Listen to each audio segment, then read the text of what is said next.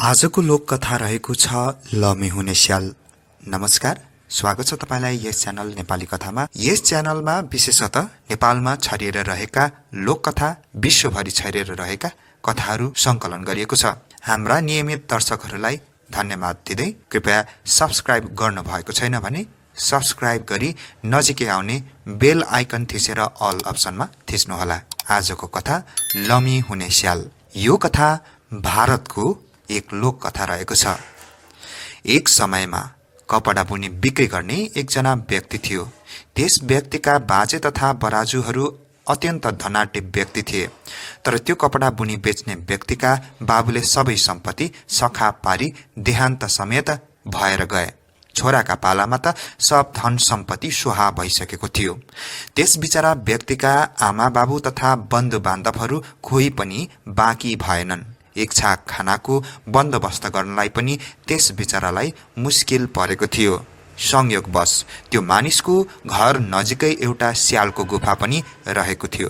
त्यो स्याल पहिलेदेखि नै त्यहाँ बसिराखेकोले त्यस बिचरा व्यक्तिको सबै हालत त्यस स्याललाई ज्ञान भएको थियो। साथै त्यसका बाजे बराजुका पालाका समयदेखि बाबुका समयसम्मको कुरा पनि त्यो स्यालले आफ्ना दुई आँखाले नै देखिराखेको थियो। त्यसैले त्यो स्यालको मनमा दया उत्पत्ति भयो।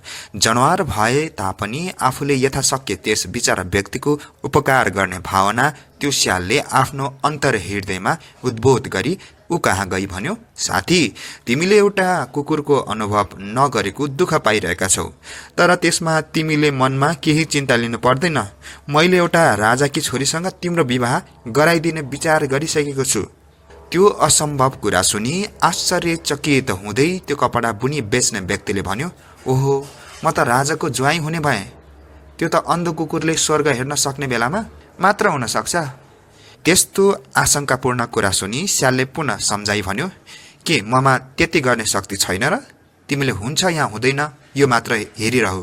त्यस्तो शंका कहिले मनमा नचिताऊ। भोलिपल्ट बिहान सबेरै त्यो स्याल साँच्चै नै राजाको दरबारतर्फ सरासर गयो। दरबार त असाध्यै टाढा थियो। जाँदा जाँदा त्यो स्याल पानको बोट भएको बगैँचामा पुग्यो। त्यहाँ सबभन्दा असल पानका पातहरू टिप्यो। एक पोका बनाई आफ्नो बाटोमा गइरह्यो। स्यालले पानको पोको लिई गइरहेको दृश्य त एकदम गजबको हुन पर्दछ। त्यो स्याल युक्तिपूर्वक राजाको दरबारभित्र पस्यो। दरबारको बगैँचामा पुगी एउटा तलाउको एकान्त कुनामा बसी त्यो स्याल पान खाइरहेको थियो। त्यही बखत राजकुमारी आफ्ना सङ्गिनीका साथ तलाउमा नुहाउन आएकी रहेछन्। त्यसै बेला तिनले अचानक स्याललाई देखिन् र आफ्ना सङ्गिनीहरूलाई यो स्याललाई धपाउन हराइन्। स्याल पनि अलप भएर भाग्नुको बदला झन् राजकुमारीको समक्ष आई पान खान थाल्यो। स्याल भएर पनि मानिसले जस्तै पान खाइरहेको अद्भुत दृश्य देख्दा राजकुमारी सहितका उनका सब सङ्गिनीहरू परस्पर बातचित गर्न लागे। अहो, कस्तो अद्भुत पान खाइरहेको स्याल। हाम्रो देशमा धेरै मानिसहरूले आजसम्म पानको स्वाद पनि लिन पाएका छैनन्। त्यो स्याल त अवश्य पनि अत्यन्त धनाढ्य देशको हुनुपर्दछ। राजकुमारीले स्यालसँग प्रश्न गरिन्, ओ स्याल, तिमी कुन मुलुकबाट आएका हौ? स्यालले समेत पान खान पाउने तिम्रो देश धनाढ्य हुनुपर्छ। तिम्रो देशमा अरू जन्तुहरूले पनि त्यस्तै पान खाने गरेका छन्। त्यो कुराको जवाफमा स्यालले भन्यो, राजकुमारी, म त घिउ र दुधको नदी बगेको देशबाट यहाँ आएको हुँ। पानको बोट त हाम्रो देशमा घाँस जस्तै उम्रिन्छन्। मेरो देशमा गाई, भैँसी, भेडा, कुकुर सबैले पान खानु स्वाभाविक नै हो। स्यालको कुरा सुनि राजकुमारीले तारिफ गर्दै भनिन्, तिम्रो देश तथा राजा धेरै धन्य रहेछन्। उनको दरबार पनि स्वर्गको राजा इन्द्रको समान होला। हाम्रो राजाको दरबार त इन्द्रको दरबारको तुलनामा छाप्रो जस्तै होला। स्यालको कुरा सुनि त्यस कुरामा पुरा विश्वास लाग्यो र आफ्नो दैनिक स्नान कर्म छिटो छिटो सिद्ध्याइन्। अनि दरबारमा पुगी आफ्नी महारानी माताजीलाई स्यालको कुरा सुनेर आफ्नो मनमा लागेका सब उत्सुक कौतूहल बताइन्। यो कुरा सुनि महारानीलाई साह्रै अद्भुत लाग्यो अनि स्याललाई महारानीले बोलाउन पठाइन्। स्याल पनि सरासर महारानीका समक्ष गई पानको पोको खोल्यो र धमाधम पान खान थाल्यो।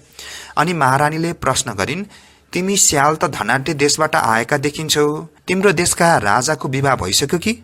त्यो प्रश्न सुनि स्यालले जवाफ दियो, हाम्रो देशका राजाको विवाह भएको छैन। कारण के थियो भने राजाका निमित्त धेरै राजकुमारीको चिना ल्याइएको थियो, तर कसैले पनि उनलाई चित्त बुझाउन सकेका थिएनन्। ल्याएका सम्पूर्ण चिना फिर्ता पनि दिने गरिएको थियो। हाम्रो राजासित विवाह हुने स्त्री अत्यन्तै भाग्यमानी बन्ने छिन्। यस्तो कुरा सुनि महारानीको मनमा झन उत्सुकता बढ्न गयो अनि महारानीले भनिन्, तिमी आफै पनि विचार गरी हेर, हाम्रा छोरी स्वर्गलोकी अप्सरा भन्दा कम छैनन्। यस पृथ्वीमा धेरै धनाढ्य राजासित विवाह गराइदिएमा नसुहाला जस्तो लाग्दैन। यस्तो कुरा मिल्ने तरिकाले स्यालले पनि ठिक गरी भन्न लाग्यो, मैले गौर गर्दाखेरि त राजकुमारी पनि अत्यन्तै सुन्दर छिन्। साँच्चै भन्ने हो भने राजकुमारी जतिको अत्यन्त सुन्दरी आएमै आजसम्म मेरो जिन्दगीभर देखेको थिएन। तर हाम्रो राजाले मन्जुर गर्नुहुन्छ या हुँदैन, मैले यहाँ तपाईहरूका समक्ष बताउन सक्ने होइन। महारानीले भन्दै गइन्, मेरी छोरीको रूप गुण थाहा पाउने बिरलै होलान्, तर तिमी एकपटक आफ्नो राजालाई राजकुमारीको बयान मात्र गरिदेऊ। मेरो विचारमा राजाले यस कुराको बयान सुनेपछि उनको मन अवश्य पनि मोहित नै हुनेछ। धेरै लामो कुरा गरिरहनु किन, हाम्री छोरीलाई पनि विवाह गराइदिने विचार राखेकी थिएँ। धेरै टाढाबाट सोधनी भएको थियो, तर कहीँ पनि मलाई चित्त बुझेको थिएन। तर तिम्रो देशका राजालाई मेरी छोरी दिन पाएमा मेरो चित्त बुझ्ने नै छ। यस्तो आश्चर्य लाग्दो कुरा सुनाउन राजालाई बोलाउन पठाइन्। राजा आएपछि स्यालसित भएको सब वृत्तान्त सुनाइन्। राजाले आफै आई स्यालसँग प्रश्न गरे अनि स्यालको कुरामा पूर्ण विश्वास गरी आफ्नी छोरी दिन सहमत भए। स्याल आफूले बन्दोबस्त गरेका काम सफल हुँदा हर्षित हुँदै सरासर केही गरिब व्यक्ति कहाँ आयो र भन्यो, ल दाजु, तिम्रो भाग्य त खुब बलियो रहेछ, तिमी त ठुलो राजाका ज्वाइँ हुने भयो। मैले तिमीलाई ठुलो राजा भनी कुरा गरेको छु। मैले तिमीलाई जस्तो जस्तो कुरा सिकाउँछु उस्तै उस्तै काम तिमीले गर्नु आवश्यक छ। तिमीले कहीँ केही गल्ती गर्न लाग्यो भने तिमी र मलाई झुन्ड्याइनेछ। यति कुरा स्यालले त्यो गरिब व्यक्तिलाई सल्लाह दियो। त्यो कुरा सुनि त्यो गरिब व्यक्तिले आश्वासन दिई भन्यो, यस कुरामा तिमीले केही फिक्री गर्न पर्दैन। त्यो चङ्क स्यालले पनि मनमा नै खुब खुसी भई आफ्नो काम पनि बन्दोबस्त गर्दै रह्यो। त्यो गरिब व्यक्तिलाई राजाकी छोरी मिलाइदिउँ भन्ने कुरा मात्र स्याललाई लागिरह्यो। आखिर स्याललाई अकल बुद्धिमा कसले हराउन सक्छ। केही दिनपछि स्यालले पानको पात एक पोको पारी आफ्नो हातमा लियो र साबिक बमोजिम स्याल दरबारभित्र पस्यो र त्यही पहिलेको किनारमा बस्यो अनि स्यालले पान खाई बहाना गरिरह्यो। स्याल आइपुगेको देखि राजा रानी दुवै अत्यन्त खुसी भए र त्यस स्यालसँग प्रश्न गरे, त्यो पहिलेको सब कुरा ठेकान भयो कि? त्यो कुरा सुनि स्यालले पनि विश्वास दिलाउने गरी जवाफ दियो, महाराज, अहिलेसम्म त कुराको लक्षण राम्रो देखिन्छ। पहिले हाम्रा राजाले मेरो कुरासम्म सुनेनन्, पछि धेरै सम्झाउँदा मात्र स्वीकृति देऊ भने। मैले यति ठूलो कष्ट सहनु पर्दा त ठूलो आशीर्वाद पाउनु पर्ने हो।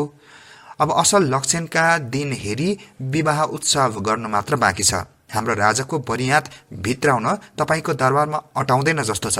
उहाँका चाकर, इष्टमित्रहरू र अरू व्यक्तिहरूलाई तपाईको देशमा ठाउँ अपर्याप्त छ। आएका सब बरियातीलाई बस्न ठाउँ दिन नसके तपाईलाई नराम्रो हुने म देख्दछु। अत म तपाईलाई एउटा उपाय बिन्ती गर्दछु, तपाईले पनि हाम्रो राजालाई मात्र भित्राउने व्यवस्था गर्नुहोस्। उहाँका निमित्त 200-400 हात्ती पठाई शहरको ढोकाबाट भित्राउनुहोस्।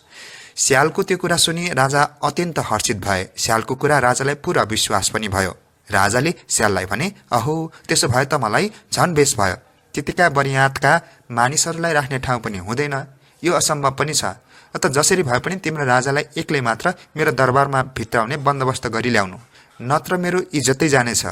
स्यालले पनि राजालाई सम्झाउन गाह्रो हुने जस्तो कुरा बहाना गरी आश्वासन दियो, हुन्छ, म यथाशक्य प्रयत्न गर्नेछु। एक असल लक्षणको दिन निश्चित गरी स्याल सरासर त्यो गरिब व्यक्ति कहाँ गयो। स्याल त्यो गरिब व्यक्ति कहाँ आई चाहिने सब व्यवस्था गर्दै ल्यायो। राजाको जुवाई हुने व्यक्तिको लुगा पोसाकका निमित्त तयारी गर्न बाँकी थियो। अत स्यालले एउटा धोबी कहाँ गई सबभन्दा राम्रो लुगा पोसाक भाडामा मागी ल्यायो अनि त्यही पोसाक लाइकन जाने कुरा पनि सिकाइदियो। लमी भएको स्यालले स्यालका राजा कहाँ गई जन्ती जाने दिनमा अरू स्यालहरूलाई पठाइदिन अनुरोध गर्यो।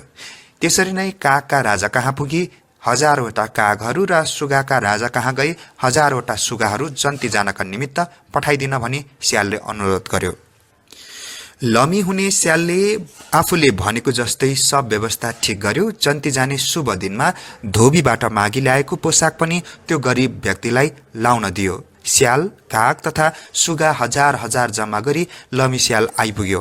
हजारौं हजार स्याल, काग तथा सुगाहरूको बथान जम्मा गरी लमी स्याल तथा ज्वाइँ हुने व्यक्तिले बरियातलाई अगाडि बढाए। जाँदा जाँदा राजदरबार पुग्न 1 कोस मात्र बाँकी भयो।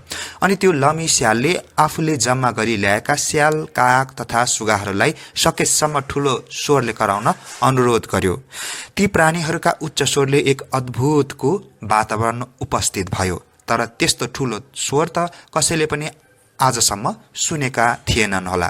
अनि लमी स्याल राजदरबारमा पुगी राजालाई जन्तीमा आएका व्यक्तिहरूले उच्च स्वरले प्रतिध्वनि गरेको शब्दबारे स्मरण गरायो। साथै यो पनि राजालाई सुनाए कि आएका बनियातहरू 1 कोस पछाडि छन्, यिनीहरूलाई राख्न ठाउँ पर्याप्त छैन। राजाले पनि 1 कोस टाढाबाट आएको शब्दले आफूलाई आश्चर्य तुल्याएको कुरा व्यक्त गरे। साथै स्याललाई बरियातका व्यक्तिहरू बाहेक ज्वाइँ हुनेलाई मात्र दरबारमा भित्राउन आज्ञा दिए, किनकि राजालाई आफ्नो दरबारमा त्यति लस्कर राख्न असम्भव लागेको थियो।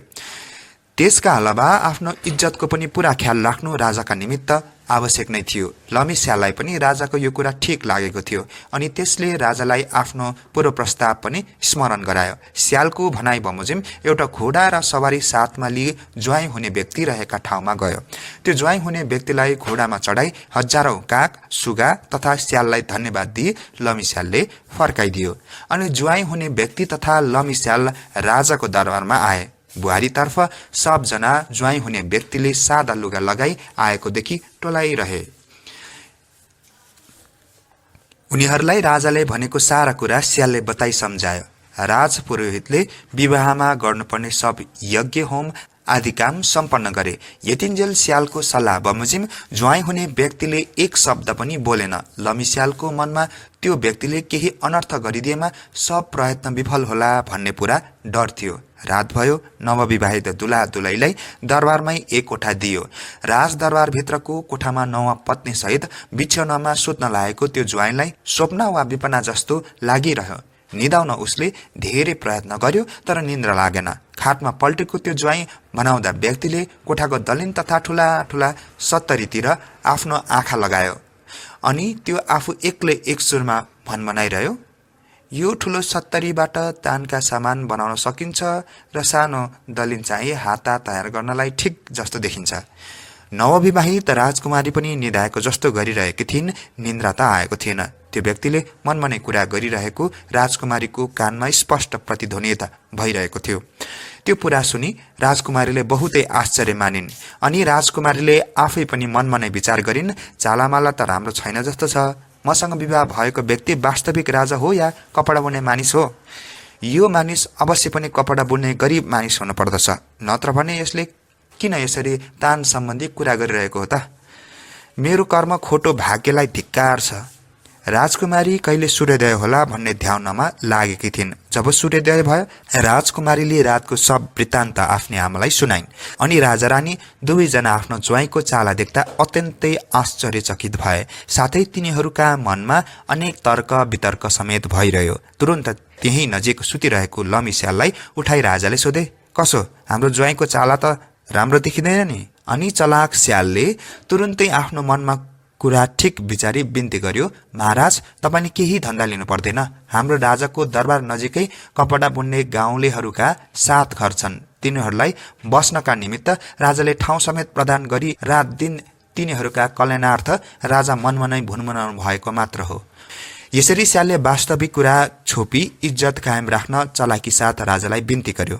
दरबारमा धेरै विलम्ब गरी बसिरह्यो भने त्यो सोझो व्यक्तिले अन्य व्यर्थका कुराहरू व्यक्त गरेमा सर्वनाश हुने सम्भावनादेखि स्यालले राजाका समक्ष बिन्ती गर्यो, महाराज हाम्रो राजा राजकुमारी साथमा लिए आफ्नो दरबारमा जान बहुतै तत्पर हुनुभएको छ। राजकाजका सब कार्य अलपत्र भइसकेका छन्। अत आजै हाम्रो राजा साधारण लुगामा रानीलाई लिई जानुहुनेछ। रानीलाई एउटा पालेकीभित्र हाली पठाउने व्यवस्था गर्नुहुनेछ। आफ्नी छोरीलाई पठाउन राजा रानी दुवैलाई निकै मुस्किल पर्यो। तर के गर्नु, तापनि स्यालले ज्यादै बल गरेको हुँदा यिनीहरूले आफ्नी छोरी पठाइदिन स्वीकृति दिए। लमी स्यालले ज्वाइँलाई हिँडाई राजकुमारीलाई मात्र पालिकीमा राखी छोपेर लग्यो। जाँदा जाँदा त्यो मानिसको गाउँको बाहिरतिर पुग्दा पालकी बोकेर ल्याउने ज्यामीहरूलाई फिर्ता पठाइयो। राजकुमारीलाई त्यहीँबाट पैदल हिँडाइ लग्यो। त्यो गरिब मानिसको छाप्रो जस्तो घरमा आइपुग्दा लम्मी स्यालले राजकुमारीलाई देखाइ भन्यो, हेर्नुहोस् तपाईको पतिको घर यही हो। स्याल आफू त्यही ताकमा भागी बेपत्ता भयो। बिचारी राजकुमारीले आफ्नो कर्मलाई धिक्कारी विलाप गरिन्। आफ्नो कपाललाई हातले पिटी बसिरहन्। हुने कुरा भइसक्यो, आफ्नो कपाललाई मात्र पिटी के गर्ने। त्यसो भए तापनि राजकुमारीले आफ्नो दुर्भाग्यलाई सुधार गर्ने दृढ विचार गरिन्। राजकुमारी एक 32 लक्षणले पूर्ण भएकी हुनाले ठूलो हुने एक उपाय उनीमा भएको थियो। एक दिन आफ्ना पतिलाई राजकुमारीले 1 पैसाको गहुँको पिठो किनेर ल्याउनुहोला भनी अनुरोध गरिन्। त्यो गहुँको पिठो पानीमा भिजाई आफ्नो शरीरमा खुबसँग दली शरीरको मैल निकाली त्यसरी शरीरमा मल्दा मल्दै गहुँको साना साना टुक्रा सुन भएर खसे जस्तो भयो। यस प्रकारले दिनहुँ मैल आफ्नो शरीरबाट निकाल्दा पर्याप्त मात्रामा सुन जम्मा गरिन्। यसो गर्दा गर्दा असंख्य सुन सञ्चय गरेपछि राजकुमारीले सिकर्मी तथा डकर्मीद्वारा अत्यन्त राम्रो दरबार बनाउन लगाइन्। लम्मी स्यालले पनि राजदरबारको अगाडि 700 घर बनाउन लगायो। साथै त्यसै ठाउँमा कपडा बुन्ने व्यक्तिहरूको एक बस्ती बसाइदियो। त्यसो हुँदाहुँदा त्यहाँ एक अत्यन्त राम्रो शहरको स्थापना भयो। सम्पूर्ण व्यवस्था ठिक गरी राजकुमारीले आफ्ना आमा बाबुलाई नयाँ ज्वाइँको दरबारमा एकपल्ट सवारी होस् भनी एक अनुरोध पत्र लेखी पठाइन्। राजाले पनि त्यसमा स्वीकृति दिई आउने दिन समेत तोकी पठाइदिए। आफ्ना आमा बाबुलाई भित्राउन राजकुमारीले धुमधामसँग राम्रो व्यवस्था गरिन्। बाटाका दुवै जनावरहरूलाई पानको पात खुवाउन लगाइन्। दरबारतिर आउने सारा बाटामा अलवानको कपडा ओछ्याइ राखिएको थियो। ज्वाइँको दरबारमा राजा र रानी पस्दा त्यहाँको पूर्ण चमत्कार देख्दा तिनीहरू अत्यन्त हर्षित भए। त्यसै समयमा लम्मी स्याल पनि कहाँ कहाँबाट टुप्लुक्क आइपुग्यो अनि त्यो स्यालले सम्धी राजालाई नाक फुलाई भन्यो, महाराज तपाईले बिन्ती गरेको त हुने कथा लम्मी हुने स्याल तपाईलाई कस्तो लाग्यो? यस्तै विभिन्न लोककथा, कथा, लघुकथा सुन्नका लागि हाम्रो यस च्यानललाई सब्स्क्राइब गर्नु भएको छैन भने आज नै सब्स्क्राइब गरेर साथ दिनुहोला। आजलाई भने म कथावाचक जमिन राईलाई पनि यस कथा बसाइबाट बिदा दिनुहोस्। नमस्कार।